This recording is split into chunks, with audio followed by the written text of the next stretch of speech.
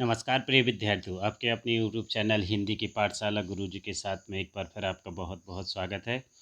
प्रिय विद्यार्थियों, प्रिय मित्रों, आज हम अध्ययन करने वाले हैं सीबीएसई द्वारा जोड़े गए एक नए विषय स्ववृत्त लेखन के बारे में। यह विषय इसी वर्ष जोड़ा गया है कक्षा 10वीं के लिए, तो आज हम इसका अध्ययन करने वाले हैं। चलिए सबसे पहले हम जान लेते हैं कि ये स्ववृत्त कहलाता क्या है। स्ववृत्त लेखन अर्थात स्वयं के बारे में पूरी जानकारी देना ही स्ववृत्त लेखन कहलाता है। स्ववृत्त लेखन को अंग्रेजी में बायोडाटा भी कहा जाता है। यदि हम सरल शब्दों में कहें तो अपने बारे में आप जो किसी विशेष उद्देश्य से या किसी विशेष कारण से अ, अपनी जानकारी प्रस्तुत कर रहे हैं और उसी चीज़ को ध्यान में रखकर उसको एक व्यवस्थित और एक निश्चित क्रम में प्रस्तुत कर रहे हैं, तो यही वास्तव में स्ववृत्त लेखन कहलाता है। स्ववृत्त लेखन एक विशेष प्रकार का लेखन होता है जिसका अपना एक निश्चित प्रारूप भी होता है।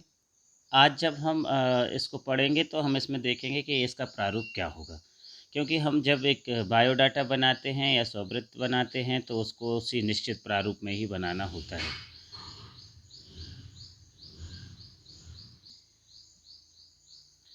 अब हम देखते हैं कि हमें क्या करना होगा। देखिए, जो बायोडाटा होता है या एक जो स्ववृत्त होता है वो कब तैयार किया जाता है या किन परिस्थितियों में तैयार किया जाता है। तो जब कोई एक व्यक्ति होता है और उसको किसी नौकरी की तलाश है या चुनाव वगैरह में भी जब हम अपना जानकारी देते हैं तो उस समय भी बायोडाटा तैयार होता है, या जब हम किसी विशेष उद्देश्य से अन्य किसी विशेष उद्देश्य से अपनी जानकारी देना चाहते हैं तो हम उस समय क्या करते हैं, अपना बायोडाटा अपना स्ववृत्त तैयार करते हैं। तो जब कोई व्यक्ति किसी संस्था में नौकरी की तलाश करता है और अपना आवेदन प्रस्तुत करता है, तो उस आवेदन के साथ उसको क्या करना होता है, स्ववृत्त में दी गई जानकारी से ही उस संस्था का जो प्रमुख होता है वह यह अनुमान लगा लेता है कि जो यह व्यक्ति है, उक्त व्यक्ति है, वह मेरी संस्था में काम करने योग्य है या नहीं है। उसकी जो योग्यताएं हैं वो उस पद के अनुरूप हैं या नहीं हैं, उस कार्य के अनुरूप हैं या नहीं हैं। मतलब यदि आपने अपना बायोडाटा तैयार कर रखा है, आपने अपना रिज्यूम तैयार कर रखा है, तो ये मान के चलिए कि किसी भी एक जॉब के लिए, एक नौकरी के लिए आपने अपना 50% कार्य पूर्ण कर लिया है।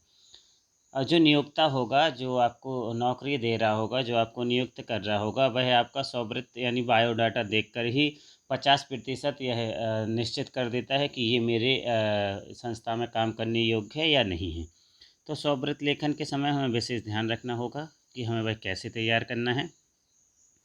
इसीलिए स्ववृत्त के निर्माण के समय कुछ बातों का विशेष ध्यान रखना ज़रूरी है, जिससे कि आप जिसके सम्मुख अपना स्ववृत्त यानी बायोडाटा प्रस्तुत कर रहे हैं उस पर उसका बिल्कुल सकारात्मक प्रभाव पड़े और पहली ही नज़र में वह आपको अपने संस्था में उस पद के योग्य स्वीकार कर ले, जिससे कि आपको साक्षात्कार देने का अवसर मिल जाए। यदि स्ववृत्त अच्छा नहीं है तो आपको साक्षात्कार का ही अवसर नहीं मिलेगा। तो आपको इन कुछ बातों का ध्यान रखना होगा। अब ये बातें कौन कौन सी हैं, जो बड़ी छोटी छोटी सी बातें हैं।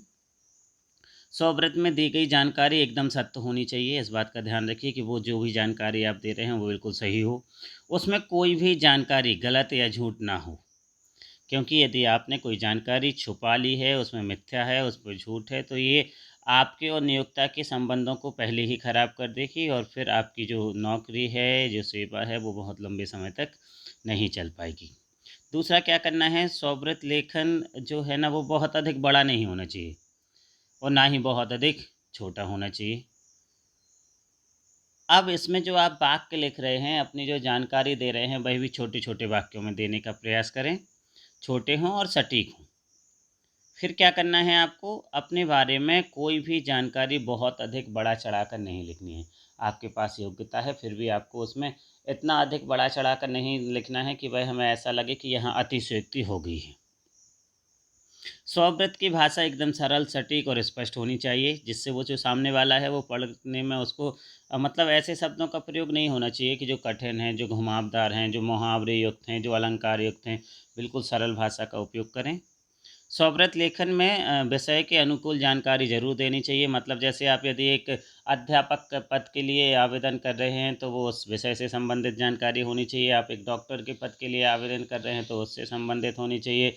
आप इंजीनियर के लिए अप्लाई कर रहे हैं तो उससे संबंधित होनी चाहिए। और यदि आप एक लिपिक के लिए आवेदन कर रहे हैं तो वह उससे संबंधित जानकारी होनी चाहिए। ब्राह्मचिन्हों का प्रयोग ज़रूर यथायोग करना चाहिए, मतलब त्रुटि नहीं होनी चाहिए।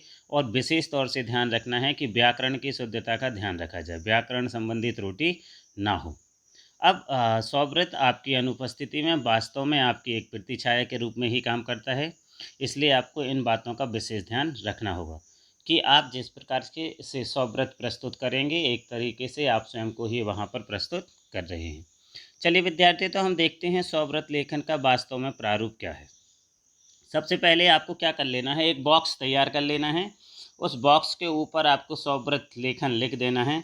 फिर बॉक्स के अंदर आपको क्या करना है, आपको अपना व्यक्तिगत परिचय देना है। व्यक्तिगत परिचय में आप क्या देंगे, आपको अपना नाम, जैसे यहाँ मैंने एक काल्पनिक नाम दे रखा है अनिल कुमार। फिर आपको अपनी जन्म तिथि देनी है, मैंने यहाँ दे रखी है 6 जुलाई 1990। ये पूरा का पूरा काल्पनिक है, वास्तविकता से इसका लेना देना नहीं है।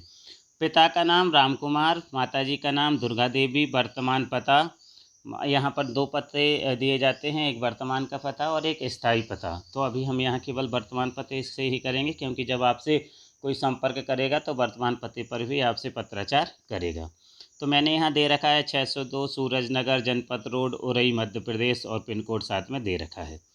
फिर आपका चल दूरभाष संख्या, मतलब आपकी जो मोबाइल या जो कॉन्टैक्ट नंबर है वो आपको यहाँ देना होगा। तो यहाँ मैंने एक काल्पनिक नंबर दे रखा है, आप जैसा कि देख ही सकते हैं। इसके अलावा आपको अपनी ईमेल एड्रेस भी देना है, यह भी मैंने काल्पनिक ही दे रखा है। अब आपको क्या करना है, यहाँ ध्यान रखिएगा कि यदि आप ईमेल एड्रेस अंग्रेजी में लिखते हैं तो इसमें कोई समस्या नहीं है, इसके किसी प्रकार से कोई अंक नहीं काटे जाएंगे। अब इसके बाद क्या करना है, आपको अपनी शैक्षणिक योग्यता बतानी है। आप जिस पद के लिए आवेदन कर रहे हैं उससे संबंधित आपको शैक्षणिक योग्यता बतानी है।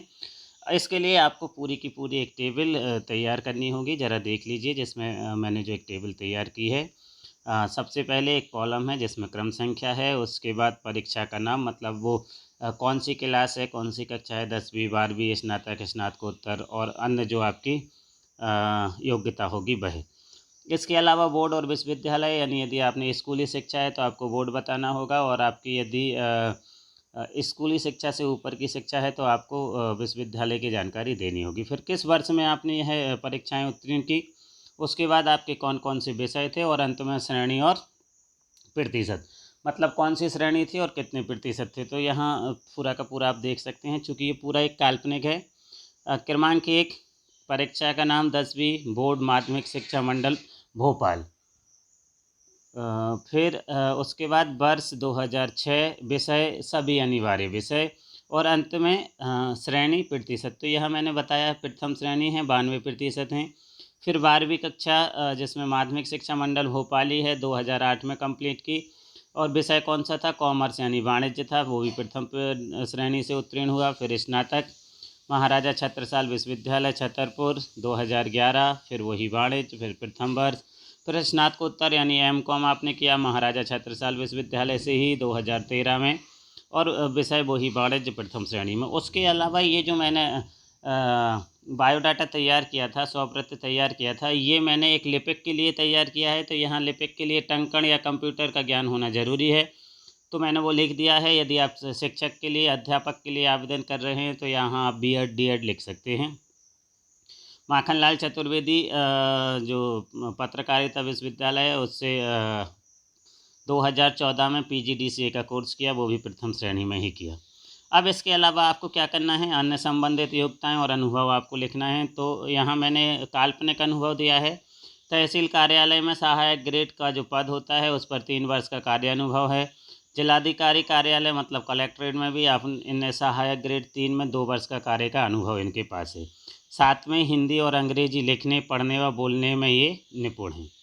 फिर एक घोषणा पत्र यहाँ पर है कि मैं विज्ञापित पद के लिए स्वयं को योग्य मानता हूँ। मैंने जो भी जानकारी इसमें दी है वो पूर्णतः सत्य है, उसमें किसी प्रकार का झूठ नहीं है। मैं आपको विश्वास दिलाता हूँ कि मैं इस संस्था के विकास के लिए समर्पित भाव से सतत रूप से प्रयासरत रहूँगा और पूर्ण ईमानदारी से अपना कार्य करूँगा। अंत में आपको क्या करना है, धन्यवाद सहित अपना नाम लिखना है, प्रार्थी अनिल कुमार, और फिर दिनांक भी आपको डालना है। तो जैसे मैंने इसमें डाल रखा है 6/7/2022। उम्मीद कर सकता हूँ प्रिय विद्यार्थियों और मेरे शिक्षक साथियों कि ये वीडियो आप लोगों के काम ज़रूर आएगा और आपके बच्चों को आगे इससे बहुत मदद मिलने वाली है। धन्यवाद मित्रों, धन्यवाद प्रिय विद्यार्थियों, मेरे इस चैनल से जुड़े रहिए। और हाँ, यदि आपने इसको अभी तक सब्सक्राइब नहीं किया है तो ज़रूर इसको सब्सक्राइब कीजिए। और प्रिय अध्यापक साथियों, अपने विद्यार्थियों को भी मेरे इस चैनल पर आमंत्रित कीजिए, उन्हें मेरे चैनल को सब्सक्राइब करने के लिए कहिए। बहुत बहुत धन्यवाद।